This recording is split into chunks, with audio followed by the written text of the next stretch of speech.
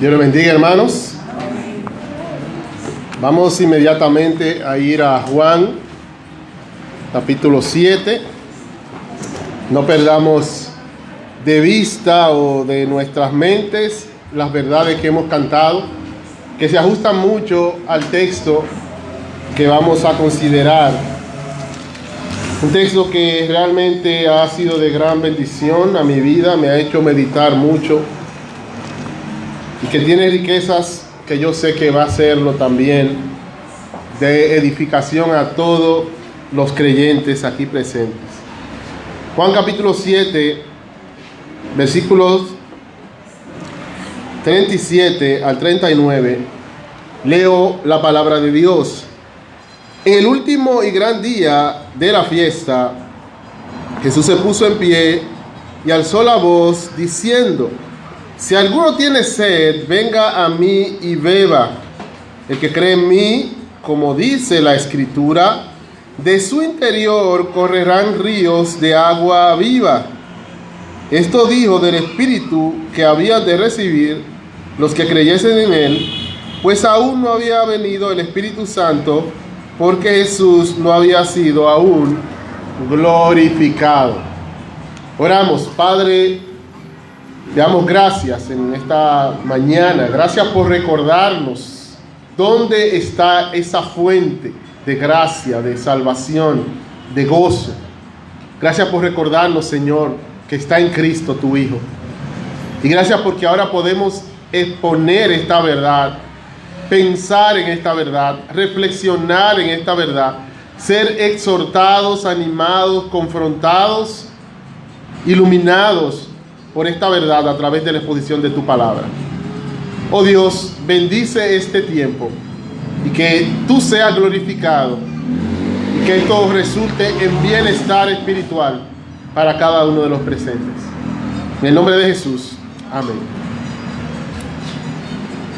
Imaginemos por un momento que una persona multimillonaria, de las personas más ricas del mundo, o tal vez de nuestro país, haga un llamado y diga que las primeras 10 personas que cumplan ciertos requisitos que él va a explicar y les va a presentar y que son posibles,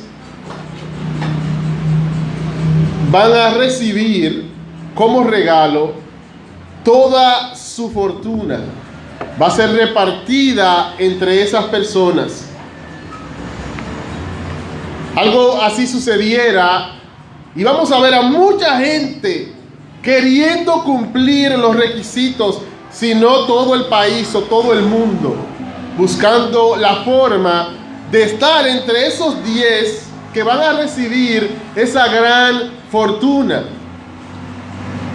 Eso suena realmente increíble, realmente extraño, y decimos, no, eso solamente puede pasar precisamente en la imaginación. Simplemente imaginémoslo, porque eso no va a pasar. Sin embargo, el texto que vamos a considerar nos presenta algo mucho más grande que lo que yo estoy diciendo o lo que estamos imaginando. Es más, decir mucho más grande es aún compararlo. Es incomparable. Lo que este texto nos está presentando con relación al ejemplo presentado es incomparable. Porque este texto no nos presenta a un multimillonario, no, ni siquiera al más rico del mundo, no. Este texto nos presenta al Señor, dueño y creador del universo, de todas las cosas. Y Él no está ofreciendo simplemente una fortuna, ser millonario, que para la carne resulta lo más grande, pero que la Biblia dice: ¿de qué le vale al hombre si ganare todo el mundo y perdiere su alma? Él no está ofreciendo una fortuna. Él está ofreciendo la satisfacción plena, la salvación eterna. Y no es para un grupo de 10 que cumpla una serie de requisitos. Él está ofreciéndoselo a cualquiera que vaya a Él. A cualquiera.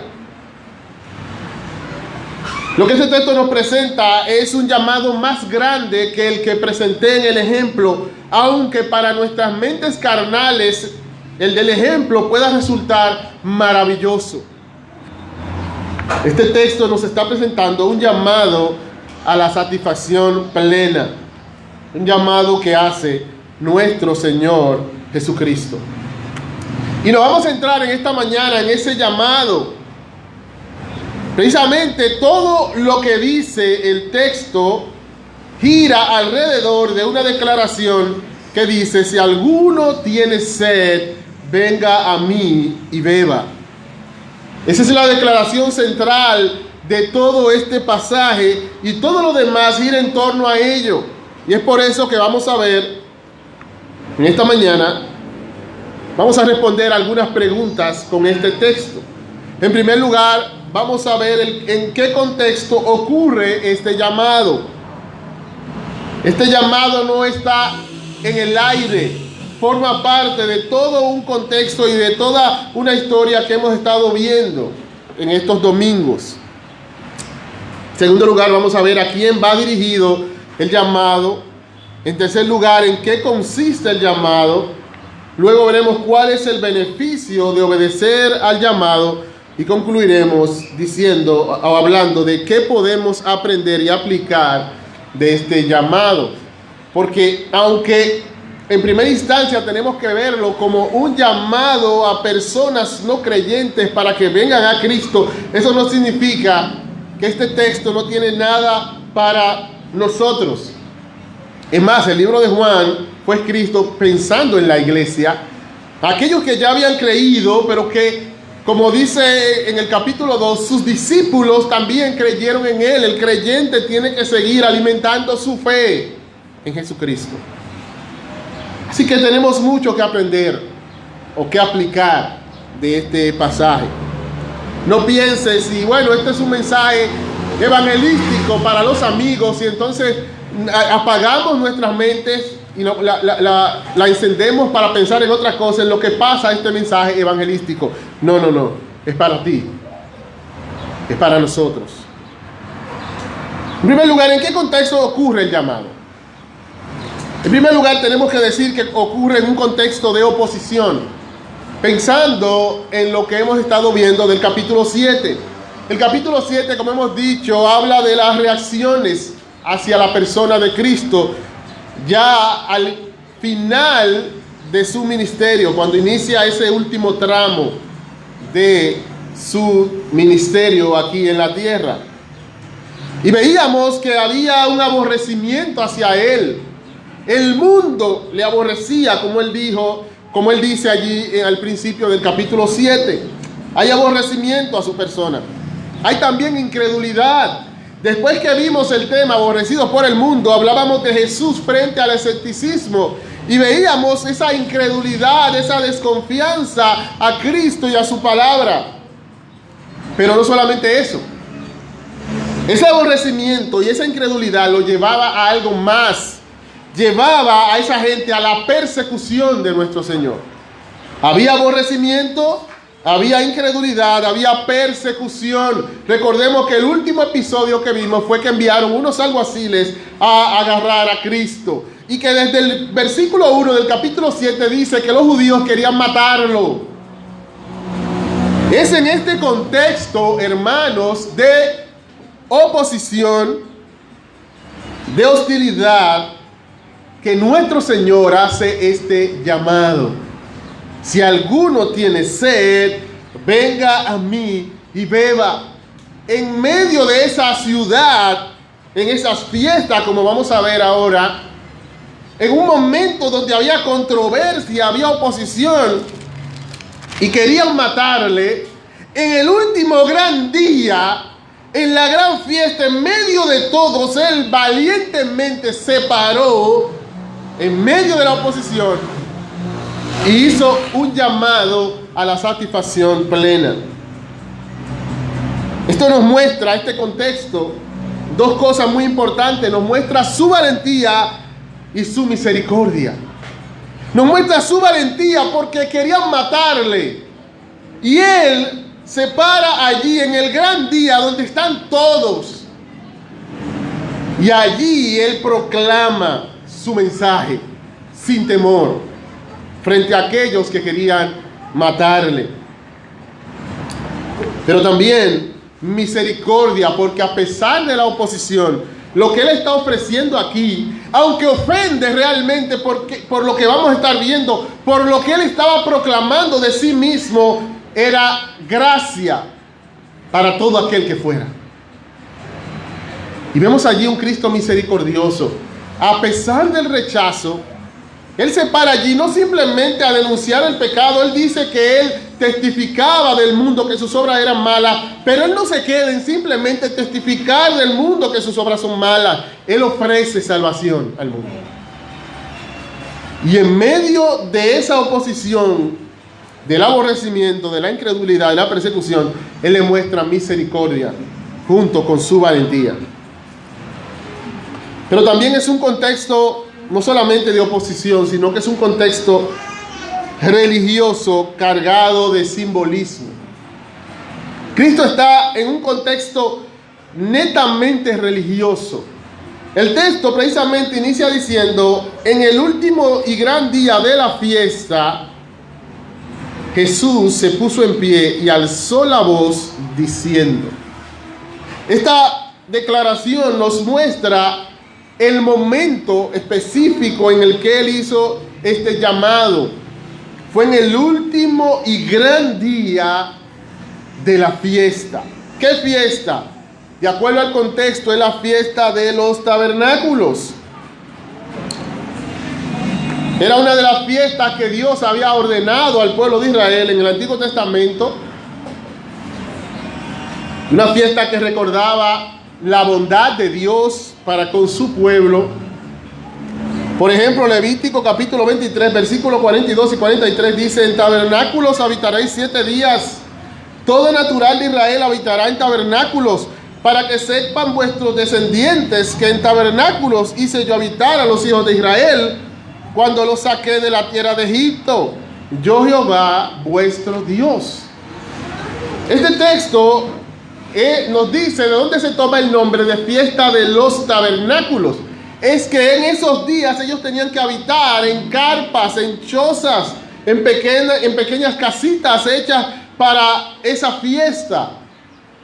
Y tenía un propósito, dice allí, para que vuestros descendientes supieran que Dios había hecho habitar en tiendas al pueblo de Israel cuando ellos estuvieron en el desierto. ¿Y por qué? Eso tiene que ver mucho con el contexto donde se celebraba la fiesta de los tabernáculos. Dice Deuteronomio capítulo 10, versículos 13 al 15: la fiesta solemne de los tabernáculos harás por 7 días, cuando hayas hecho la cosecha de tu era y de tu lugar. Y te alegrarás en tus fiestas solemnes, tú, tu hijo, tu hija, tu siervo, tu sierva, el levita, el extranjero, el huérfano y la viuda que viven en tus poblaciones. 7 días celebrarás fiestas solemnes a Jehová tu Dios en el lugar que Jehová escogiere, porque te habrá bendecido Jehová tu Dios en todos tus frutos y en toda la obra de tus manos, y estarás verdaderamente alegre. Es que en esos días se celebraba esa gran cosecha y cómo Dios le había bendecido a ellos allí en la tierra prometida, con sus frutos. Y Él le dice: cuando ustedes hagan eso, háganlo habitando en tabernáculos, para que recuerden el paso por el desierto. Para que recuerden que la provisión de Dios, la bendición de Dios es que le ha enriquecido a ustedes. Ustedes estuvieron en el desierto. Ustedes estuvieron peregrinando, y si están aquí recibiendo todos estos frutos es porque Dios les preservó en el desierto, les proveyó en el desierto y ahora le está proveyendo también. Dios quería que ellos recordaran la gran bendición de Él para con su pueblo por todas las generaciones. Estaba descargada de simbolismo también, por un rito que, aunque en el Pentateuco o en los libros de la ley no se menciona este rito ni se le manda, ellos lo habían añadido. Y es necesario mencionarlo porque precisamente el llamado que hace Cristo, por el contexto, obviamente lo está haciendo tomando en cuenta esta ceremonia. Era una ceremonia que se había hecho tradición entre ellos, donde ellos tomaban agua de Siloé. Y entonces en una procesión, todo el pueblo siguiendo al sacerdote y alegre y contentos iban, y entonces se derramaba esa agua en el templo. Y ellos recordaban con este acto un texto de Isaías capítulo 12, versículo 3, que dice: sacaréis con gozo aguas de las fuentes de la salvación. Ellos tomaban agua de Siloé y lo derramaban. Era una tradición propia del pueblo, como las naciones van añadiendo tradiciones a sus fiestas. Ellos habían añadido esa. Y es en medio de ese contexto donde se sacaba esa agua, recordando, sacaréis con gozo agua de las fuentes de la salvación, que Cristo dice: si alguno tiene sed, venga a mí y beba. Así que Cristo está en un contexto religioso cargado de simbolismo. Ahora, ¿a quién va dirigido el llamado? Cristo dice claramente a quién Él está dirigiendo ese llamado. Él dice: si alguno tiene sed. Si alguno tiene sed. Cristo está diciendo que este llamado, en primer lugar, es para cualquiera. Cuando Él dice si alguno, no está refiriéndose que hay una sola persona a la cual Él le va a dar ese beneficio. Él lo que quiere es que cada persona se apropie de ese beneficio. Que cada persona se apropie del llamado. Si hay alguno y tú eres uno de esos, tú puedas ser parte de ello. Si alguno tiene sed. Lo primero es que eso nos habla de que es para cualquiera. Sin embargo, es para cualquiera que reúna una condición. Ese alguno debe tener sed. La sed, como nosotros sabemos, es esa conciencia de nuestro cuerpo de que tiene una necesidad de agua, en este caso. El hambre es la necesidad, esa conciencia de que tengo una necesidad de alimento. La sed es la conciencia de que tengo una necesidad de agua.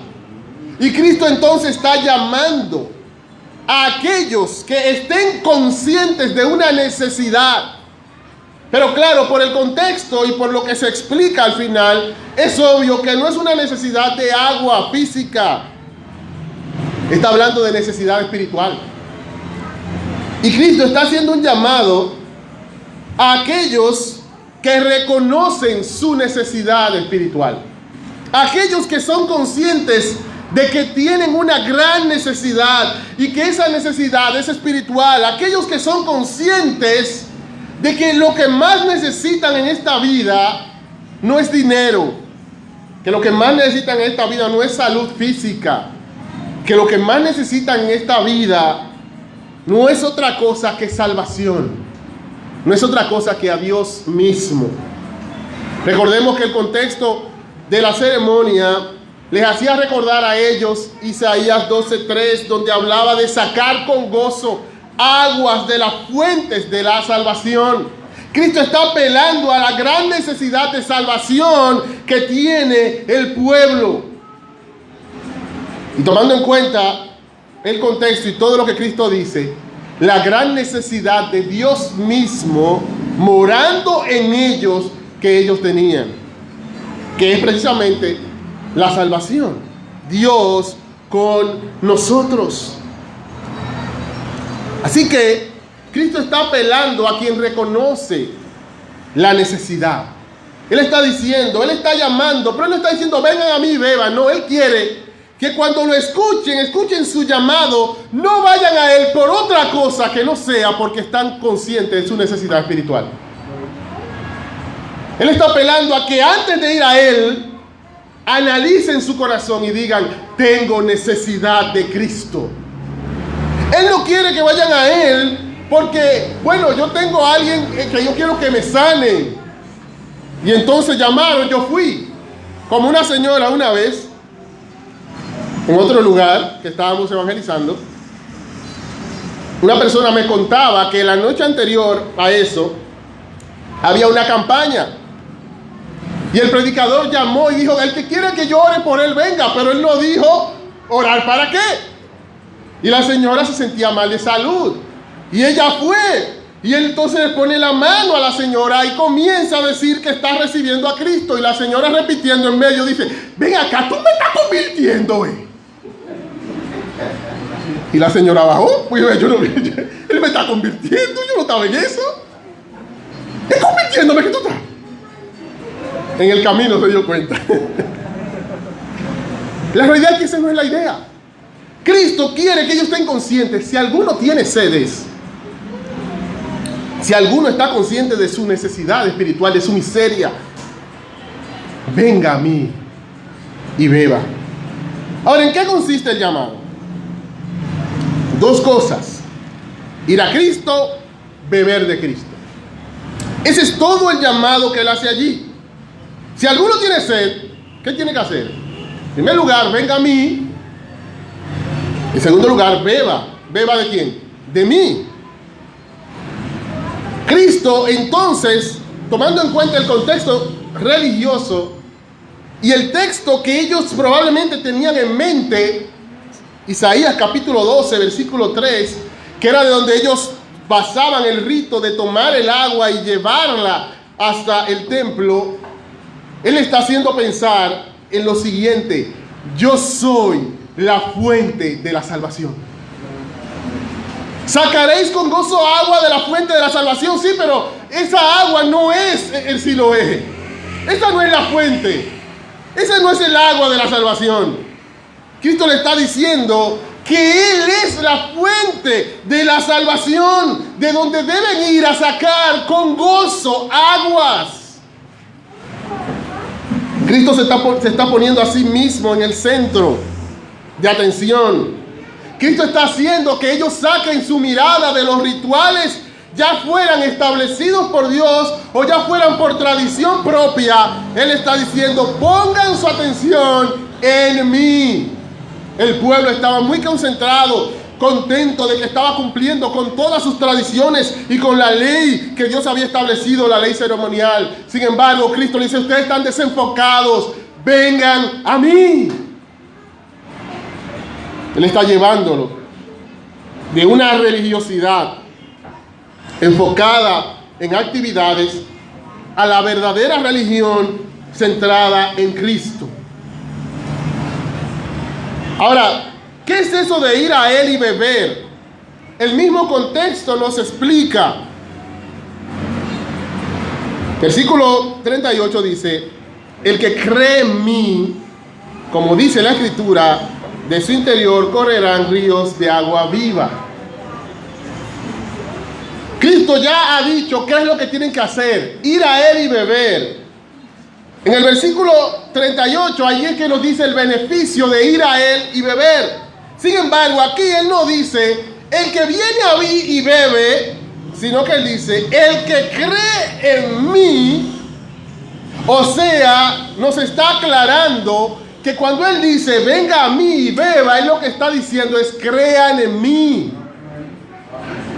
Él está llamándole a ellos a que crean en Él. ¿Y por qué utiliza este lenguaje? Es una manera de mostrar la naturaleza de la verdadera fe. Cuando Él dice: vengan a mí y beban, es lo que está mostrándole, ilustrándole a ellos cómo es la verdadera fe. La verdadera fe se centra en Cristo como la única fuente de bienestar verdadero y salvación. Eso es lo que hace la verdadera fe. La verdadera fe no es simplemente decir: yo creo en Cristo. ¿Y cómo? ¿Cuál es tu doctrina sobre Cristo? Él es el Hijo de Dios. Cristo murió en la cruz por nuestros pecados. Claro, ese es el fundamento donde se basa la verdadera fe. Pero la verdad de fe tiene que ver con que esa persona, tomando esas verdades, entonces pone todo su enfoque, toda su atención en esa persona, pone sus ojos en Jesús, porque entiende de todo corazón que no hay otro lugar donde hay un bienestar verdadero, que no hay otro lugar donde haya salvación. Por eso dice, viene a mí. Es como que abandona todo lo otro. Hay muchos rituales que hacer, pero yo abandono todos esos rituales. Hay muchas cosas que la gente está haciendo en el gran día de la fiesta, pero yo dejo todo porque me he dado cuenta que en esas cosas en sí mismo no está la salvación. La salvación está en Cristo. Y entonces, Él está presentando allí cuál es la naturaleza de la fe. Se centra en Cristo como la única fuente de bienestar verdadero y salvación. Recordemos que el pueblo estaba celebrando las bendiciones de Dios en la tierra prometida. Y allí en medio de la fiesta estaba la más grande bendición. La verdadera bendición de Dios estaba en medio de ellos. Y ellos estaban celebrando otras cosas. Y entonces Cristo le está diciendo a ellos, si hay una bendición de Dios para con ustedes, si hay una bendición de la que ustedes tienen que tomar, gozarse en ella, soy yo que estoy aquí presente. Si alguno tiene sed, venga a mí, crean en mí. Así que el llamado consiste en ir a Cristo, beber de Cristo, que no es otra cosa que fe. Y esa fe tiene que ver con centrarnos en Cristo como la única fuente de bienestar verdadero y salvación. Ahora, ¿cuál es el beneficio de obedecer al llamado? Podríamos resumirlo y luego detallarlo. De manera resumida, el beneficio es plenitud espiritual a través de la presencia y obra del Espíritu en el creyente en cumplimiento a las promesas del Antiguo Testamento. Plenitud espiritual a través de la presencia y obra del Espíritu en el creyente en cumplimiento a las promesas del Antiguo Testamento. En primer lugar, tiene que ver con plenitud espiritual, con que esa necesidad espiritual que nace en el hecho de que el ser humano es pecador y por ser pecador está separado de Dios y bajo maldición, bajo la ira de Dios, no tiene paz con Dios, no tiene comunión con Dios, está lejos de Dios, no tiene el gozo de Dios, no tiene la vida de Dios, sino solamente su rechazo. Y entonces, lo que trae responder al llamado es que todo eso se resuelve. Es que ya deja de estar lejos de Dios para tener una comunión con Dios. Es que deja de estar lejos de esa ira de Dios para estar en paz con Dios. Es que deja de estar muerto en sus delitos y pecados para tener la vida de Dios en él. Plenitud espiritual.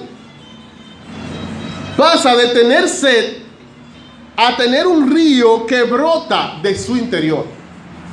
Este contraste que el texto nos presenta es extremo. Tú dices, bueno, si alguno tiene sed, venga a mí, beba, y se le quita la sed. No. Se va a un extremo, mucho más allá, lo que tú no te puedes imaginar. Tiene sed y entonces le nace un río. Es una ilustración tan extraña que si tú tratas de imaginarte, te imaginas una locura. O sea, tú bebes agua y lo que te sale un río. Lo que pasa es que está mostrando cuán completa, cuán abundante es la satisfacción que recibimos en Dios. ¿Qué tanto Cristo sacia esa necesidad espiritual? Pasa de tener sed a brotar un río de tu interior. Es lo que Jesús le dice a la mujer samaritana cuando veíamos el capítulo 4. Que cuando beban del agua que Él le daría, sería en Él una fuente. O sea, tiene sed y ahora va a haber una fuente. Es la misma idea. Está hablando de plenitud espiritual. Ahora, esa plenitud espiritual es a través de la presencia y obra del Espíritu. Juan, ya aquí ya no serían las palabras literales de Cristo, sino que Juan nos explica en su evangelio a qué Cristo se estaba refiriendo en ese momento. Esto dijo del Espíritu que habían de recibir los que creyesen en Él, pues aún no había venido el Espíritu Santo, porque Jesús no había sido aún glorificado. Juan dice que cuando Cristo habla de esos ríos de agua viva que brotarían del corazón de aquellos que creyesen, Él estaba haciendo referencia al Espíritu Santo que vendría. Y es que, como veremos más adelante, la idea de esos ríos de agua viva viene desde el Antiguo Testamento, y es la idea de que desde el pueblo de Dios, desde los escogidos de Dios, desde el lugar que Dios ha escogido para morar, desde allí sale bendición para todo el mundo. Es lo que dice Hechos capítulo 1, versículo 8. Y recibiréis poder cuando haya venido sobre vosotros el Espíritu Santo, y entonces, cuando tengan el Espíritu morando, me seréis testigos. Una fuente hacia afuera. Y veremos más adelante, concluyendo en el libro de Ezequiel, el efecto de esa gran fuente que brota, que es resultado de ir a Cristo. Ahora, Él está hablando entonces de esa obra, de ese plan de Dios, de que después de que Cristo fuera exaltado, Él enviaría su Espíritu sobre su pueblo, para que su pueblo ahora fuera una fuente de bendición para el mundo. Sedientos, personas miserables, pobres, sin nada, pasarían de ser eso a ser una fuente de bendición para todos, gracias a la presencia del Espíritu en ellos. Hermanos, lo que Cristo nos está diciendo aquí es que tú tienes sed y tú vas a Él y tú sabes lo que tú recibes en tu corazón, en tu vida.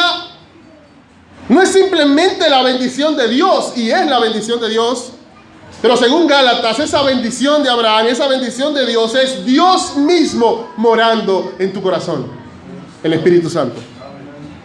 Wow, hermanos, eso es hermoso, eso es grandioso. El creador de todo, que los cielos de los cielos no lo pueden contener, mora por completo en ti. Si nosotros entendiéramos la magnitud de las bendiciones del Evangelio, hermanos, el Dios que no cabe en su creación, que nada puede contenerlo, que en un palmo, ahí puede agarrar todo lo que existe. Él está morando en ti por completo, en la persona del Espíritu Santo. Y entonces, ¿qué más necesita el creyente? ¿Por qué estamos hablando entonces de una completa satisfacción, o una satisfacción plena? Es que ¿qué más necesitamos? Dios es la fuente de todo lo que existe, y Él está en ti. Y Él está contigo todos los días. ¿Qué más necesitamos? Es plenitud espiritual a través de la presencia y obra del Espíritu, pero eso es en cumplimiento de las profecías del Antiguo Testamento. Cristo dice allí, el que cree en mí, y Él dice, como dice la Escritura. Y lo que Cristo está diciendo es que este beneficio ya había sido anunciado en las Escrituras del Antiguo Testamento. Cuando Él dice allí, como dice la Escritura, Él no te está refiriendo a que literalmente en las Escrituras del Antiguo Testamento hay un texto que dice, el que cree en mí, de su interior correrán ríos de agua viva. En muchas ocasiones, cuando los autores del Nuevo Testamento dicen que la Escritura dice, se está refiriendo a que la Escritura enseña eso, presenta eso, muestra eso. Lo que pasa es que nosotros estamos acostumbrados en los libros, cuando alguien dice, fulano dijo, y entonces pues vienen las comillas, y es una cita literal exactamente como él lo dijo. Pero en el habla natural nosotros decimos, fulano me dijo que él está cansado. Pero si no te analizado, tal vez él no te dijo que está cansado. Fulano te dijo, yo llegué del trabajo, y wow, mira, yo tenía una sed y me dolía la espalda y yo lo que quería era acostarme. Bueno, él te dijo que estaba cansado, pero no te dijo la palabra literal, estoy cansado. Y así lo transmitimos. Fulano me dijo que está cansado. Y cuando Cristo dice, como dice la Escritura, se está refiriendo a que la Escritura presenta esa verdad, de una forma u otra. Y hay múltiples formas en que la Escritura del Antiguo Testamento presenta lo que Cristo nos está diciendo aquí. Ahora bien, voy a citar dos textos por ser dos de los que más utilizan el lenguaje de lo que Cristo está diciéndonos aquí. Y probablemente estos dos textos, hablando de una perspectiva humana, estaban en su mente cuando Él dijo estas palabras. Uno de estos textos es Isaías, capítulo 44. Voy a leerlo desde el versículo 2. Dice: así dijo Jehová, hacedor tuyo, y el que te formó desde el vientre, el cual te ayudará. No temas, siervo mío, Jacob, y tú, Jesurún, a quien yo escogí, porque yo derramaré aguas sobre el sequedal y ríos sobre la tierra árida. Ahora mira qué dice después, que dice que Él derramaría aguas y ríos. Él va a decir: mi espíritu derramaré sobre tu generación y mi bendición sobre tus renuevos, y brotarán entre hierba como sauce junto a las riberas de las aguas. Este dirá: yo soy de Jehová. El otro se llamará del nombre de Jacob, y otro escribirá con su mano a Jehová, y se apellidará con el nombre de Israel. Fíjense que usa el mismo lenguaje de Cristo. Habla de sequedad, habla de derramar aguas, de ríos, pero también habla de que eso es el Espíritu, tal y como Juan nos explica que se está refiriendo el agua a la presencia del Espíritu en el pueblo de Dios. Ahora es interesante algo de este texto. Este texto nos está diciendo que Dios mismo, Dios, Jehová, Él, no otro, Jehová, Él mismo, iba a derramar agua. Y esa agua sería ¿qué? Como dice Juan, el Espíritu en el pueblo de Dios. Dios haría eso. Y dice: yo, Jehová. Y Cristo está diciendo: yo lo voy a hacer. ¿Sabe lo que Cristo está diciéndole a nosotros? Le está diciéndole al pueblo que le rechazaba: yo soy Jehová. Yo soy ese Jehová que derramaría su Espíritu. Porque después de Él ser glorificado, como dice allí, después de la ascensión, Él mismo iba a derramar el Espíritu. Y fíjense que Cristo está llamándolo a ellos a que creyeran en Él. Pero en este texto nos habla de que esa gente creería en Jehová. Dice: este dirá: yo soy de Jehová. El otro se llamará del nombre de Jacob, y otro escribirá con su mano a Jehová. Está hablando de gente que está ligada a Jehová, a Dios. Y Cristo está diciendo que todo eso se cumple en Él. Recordemos que el libro de Juan, precisamente, Cristo está demostrando que Él es Dios. Y cuando Él se para allí, le dice que de su interior van a correr ríos de agua viva por creer en Él. Él está diciendo a esos religiosos: yo soy el Dios del Antiguo Testamento. El Dios verdadero que iba a derramar agua y ríos sobre el pueblo está aquí presente. Zacarías capítulo 14, versículo 8. Acontecerá también en aquel día que saldrán de Jerusalén aguas vivas, la mitad de ellas hacia el mar oriental y la otra mitad hacia el mar occidental, en verano y en invierno. De Jerusalén es que saldrían las aguas vivas. Pero Cristo dice que las aguas vivas saldrían del corazón de los que creen en Él. ¿Saben?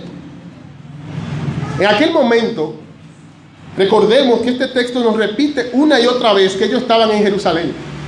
En Jerusalén. Porque ellos entendían que todo se trataba de esa ciudad. Recordemos que la semana pasada los que estaban hablando eran unos de Jerusalén.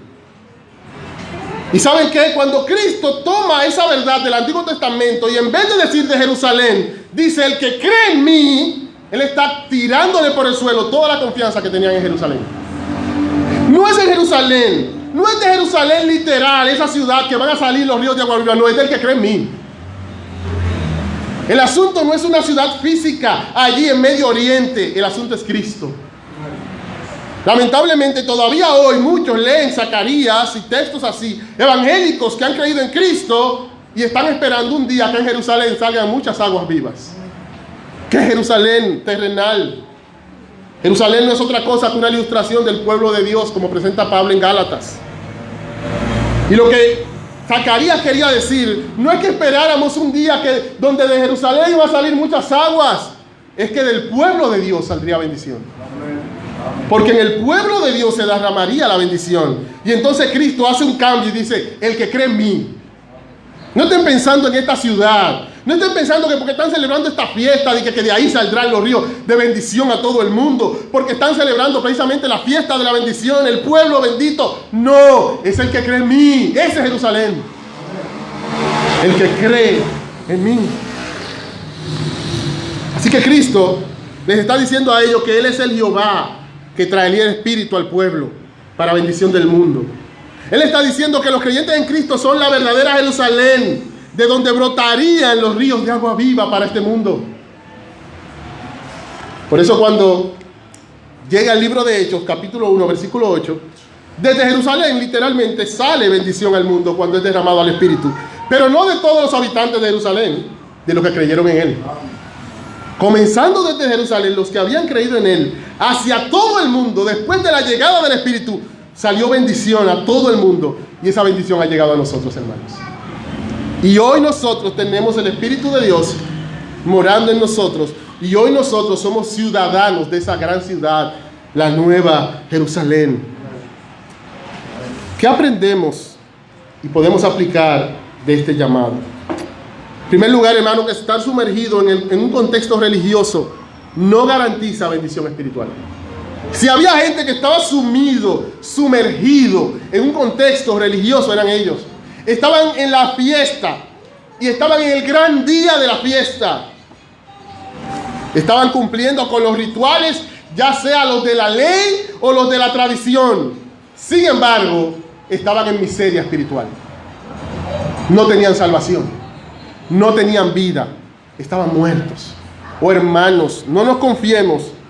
Y digo hermanos porque ese es el lenguaje de la Escritura. Pero no nos confiemos de que somos miembros de una iglesia, de que somos miembros de una iglesia de sana doctrina, de que venimos todos los domingos a la iglesia, de que somos parte de un grupo pequeño, de que tenemos un ministerio ya sea oficial o informal. No nos llevemos de que somos pastores o diáconos o cantamos o visitamos. No nos llevemos de ninguna de esas cosas para descansar en ello y sentirnos que ya hemos resuelto nuestro problema espiritual. Podemos estar con todo el aparataje religioso, sin embargo, estar muertos.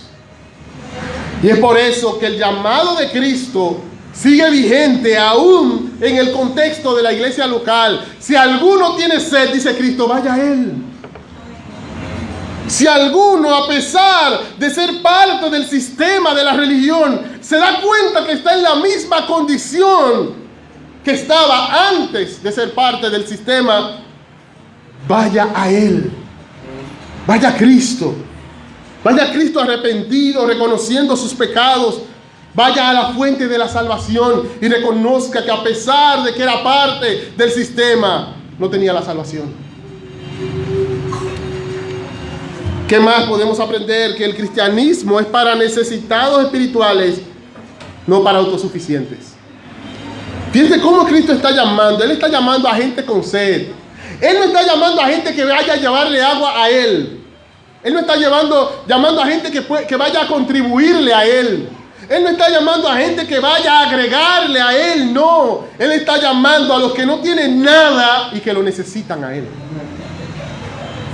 Y de eso se trata el cristianismo. Es para necesitados espirituales. Es para gente que entiende que está en bancarrota. Por eso dice el mismo Cristo en el libro de Mateo que el reino de los cielos es de los pobres en espíritu, los que han reconocido su bancarrota espiritual. También el cristianismo verdadero no apela a los apetitos carnales del ser humano. Cristo no está diciendo aquí, si alguno tiene baja autoestima, venga. Cristo no está diciendo, si alguno no se siente satisfecho consigo mismo, venga aquí. Cristo no está diciendo, si alguno quiere éxito en la vida, venga. No, Él está diciendo, si alguno reconoce su necesidad espiritual de salvación, venga a mí. El cristianismo apela a la necesidad espiritual del hombre, no a los apetitos carnales. Oh, querido amigo que estás aquí en esta mañana, no te vamos a decir, venga, que todos tus problemas de esta tierra se van a resolver. Venga, que vas a ser exitoso en este mundo. Venga, que vas a ser rico, que se te va a sanar la enfermedad que tiene. Todas esas cosas, las que son legítimas, las quisiéramos para ti. ¿Sanarte una enfermedad? Claro, quisiéramos que te sane una enfermedad.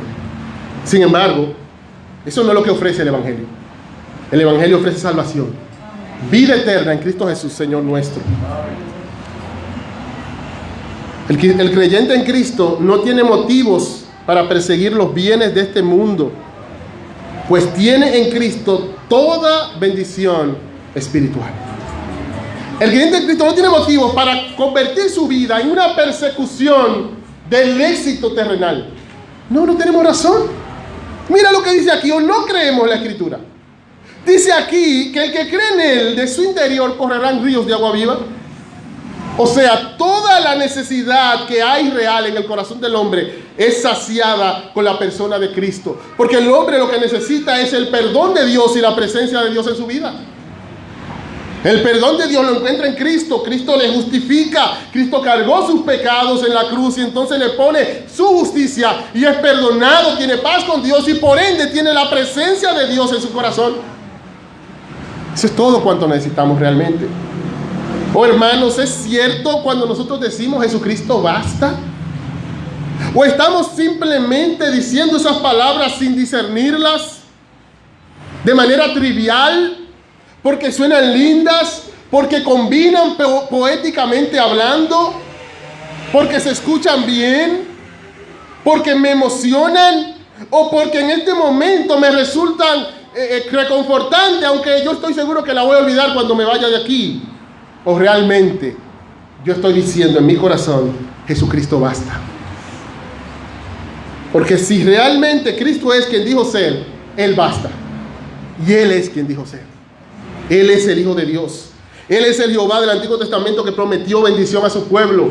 Él es la fuente de agua, de salvación, de donde debemos ir con gozo a sacar agua. Y dice el libro de Juan al principio que de su plenitud tomamos todo y ahí no se acaba el asunto. Gracia sobre gracia. El propósito de toda la Escritura es conducirnos a Cristo. Ellos veían las Escrituras como un manual de moral y de ceremonias, cuando en realidad lo principal es que es un mapa para conducirnos a Cristo. Claro, las Escrituras nos enseñan lo que es correcto e incorrecto, es la ley de Dios, ahí están los mandamientos de Dios. Nada más Dios nos guarde de negar esa realidad. Las Escrituras nos marcan el bien y el mal. Por eso denunciamos al mundo, por eso le señalamos al mundo los males que están haciendo, porque tenemos allí la ley de Dios. Sin embargo, ellos habían reducido la Escritura simplemente a un manual moral para hacer sobresalir a los escribas y fariseos, o un manual de ceremonias donde ellos cumplían con la ceremonia de la fiesta de los tabernáculos, esto y aquello. Cuando en realidad las Escrituras como un todo eran un mapa que los conducía a Cristo. Por eso Cristo le dice, lo que yo le estoy diciendo está en las Escrituras. De mí estaba hablando Zacarías, de mí estaba hablando Isaías, de mí estaba hablando Ezequiel. No estaba hablando de un templo en Jerusalén. No estaba hablando de una ceremonia. Estaba hablando de mí. El que cree en mí, como dice la Escritura, de su interior correrán ríos de agua viva. Es cierto que un mapa que te lleva a un lugar tiene otras cosas. En ese mapa vas a encontrar carreteras marcadas allí donde dice el nombre de esa carretera. Te vas a encontrar ciertos lugares señalizados, ciertas instituciones. Sin embargo, si ese mapa te lo dieron para llegar a ese lugar, toda esa información te la vas a utilizar para una cosa: llegar a ese lugar. ¿Saben cuál es la idea? La Escritura, es cierto, tiene muchas cosas. Tiene promesas, mandamientos, historias, tiene figuras, tiene rituales. Pero todo eso son como las calles y las ubicaciones en los mapas que están ahí para que tú puedas llegar al lugar donde tienes que llegar. El punto de la Escritura es que vayamos a Cristo. Toda la Biblia está ahí. Y claro, hay que prestar atención a cada detalle, a cada cosa, pero con la mente puesta en cómo me lleva esto a Cristo. Porque Él es el centro de las Escrituras. Él es el centro del corazón del Padre. Él es aquel que cuando miramos su gloria en la Biblia, somos transformados a su misma imagen como por el Espíritu del Señor. La obra del Espíritu es resultado de la centralidad de Cristo, no de otra cosa. Es muy común hoy día, hermanos, que personas nos vean a nosotros que tratamos de proclamar a Cristo, aún en nuestros defectos y debilidades, y vea que hay grupos que el énfasis no es Cristo, sino hablar del Espíritu Santo una y otra vez, y entonces digan, ve, lo que hay que encontrar es el equilibrio, y no hay que hablar tanto así de Cristo, un poco exagerado, hay que darle su lugar al Espíritu, y entonces ahí está el equilibrio. Pero lo que vemos en este texto es que en el hablar de Cristo no hay tal desequilibrio. En proclamar a Cristo no hay tal desequilibrio. En estar centrado en Cristo no hay tal desequilibrio. ¿Saben por qué? Porque la obra del Espíritu es resultado de que Cristo es el centro.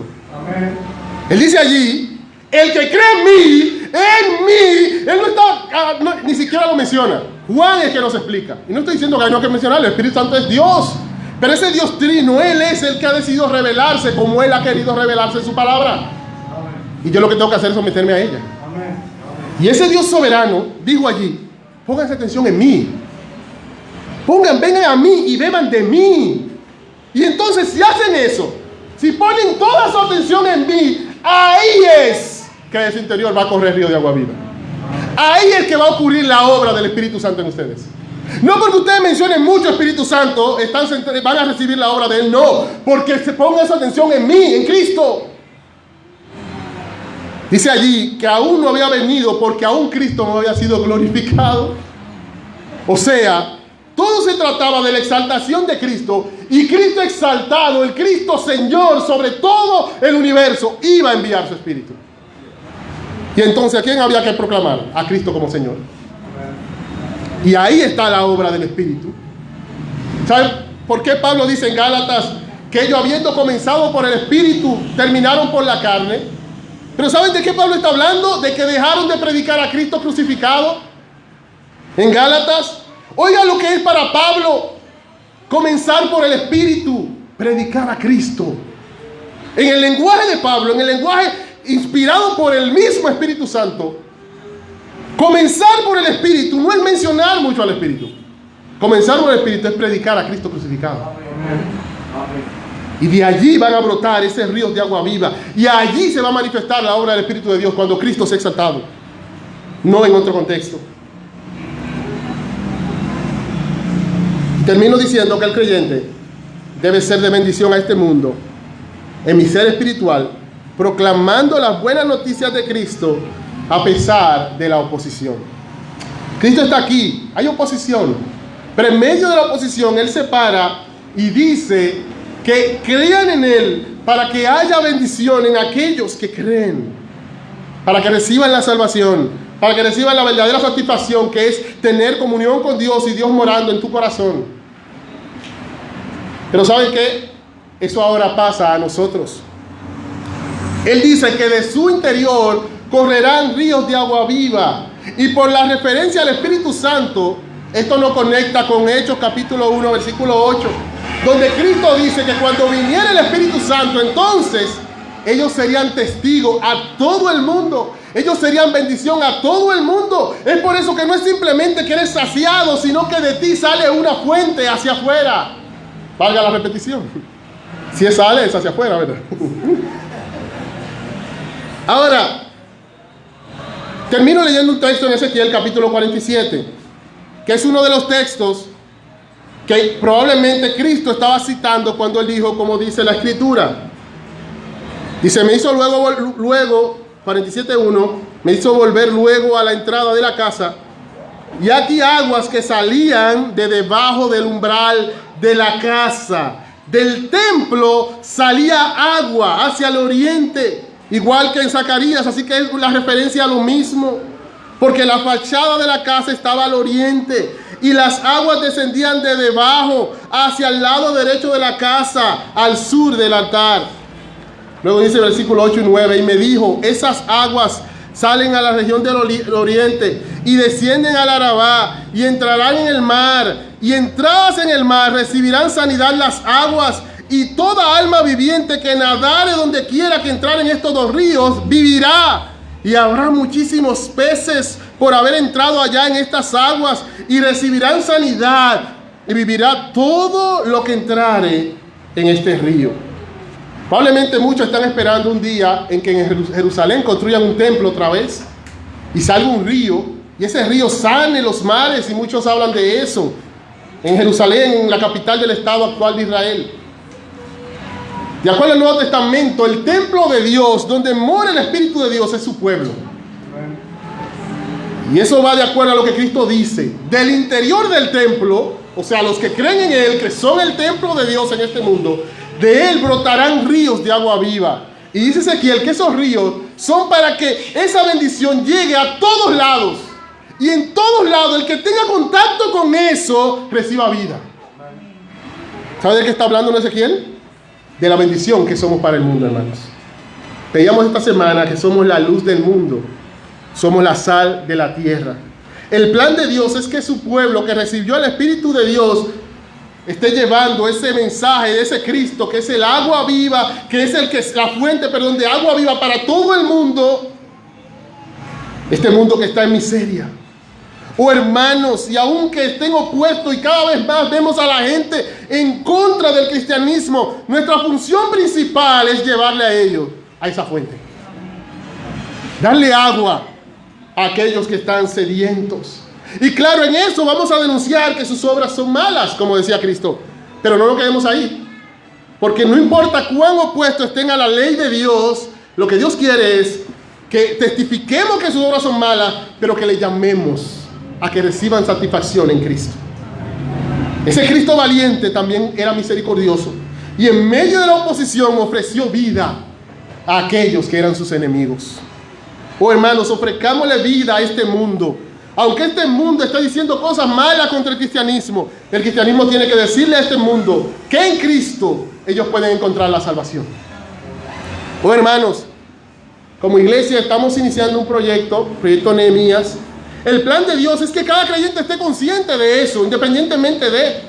Sin embargo, necesitamos ser ayudados, necesitamos ser empujados a veces. Y una de las formas que estamos viendo para que podamos cumplir con ese llamado de Dios es a través de ese proyecto como iglesia. Estamos estudiando unos temas, los grupos pequeños. Pues, hermanos, valoremos eso. Hermanos, no es simplemente estudiar unos temas porque estamos llenando con un currículo, porque no somos del Ministerio de Educación, no estamos cumpliendo con un currículo para nadie. Lo que estamos es cumpliendo el llamado de Dios, de que el pueblo de Dios sea de bendición al mundo, que está sediento, que está muerto en sus delitos y pecados. Y entonces estamos convocándole los miércoles para que estemos en esos tiempos. Es para que seamos movidos, motivados, aprendamos, conozcamos ciertas cosas y después a través de los grupos que van a liderar algunos hermanos o que lideran, podamos poner eso en práctica. Motivémonos, hermanos. Y motivémonos no solamente a ir a los grupos. Motivémonos también a cuando esos hermanos estén convocando a ciertas estrategias, tengamos ese anhelo, hermanos, porque si en mí, que he recibido el agua, no hay el anhelo de cumplir con la misión de Dios, yo tengo que examinar mi corazón.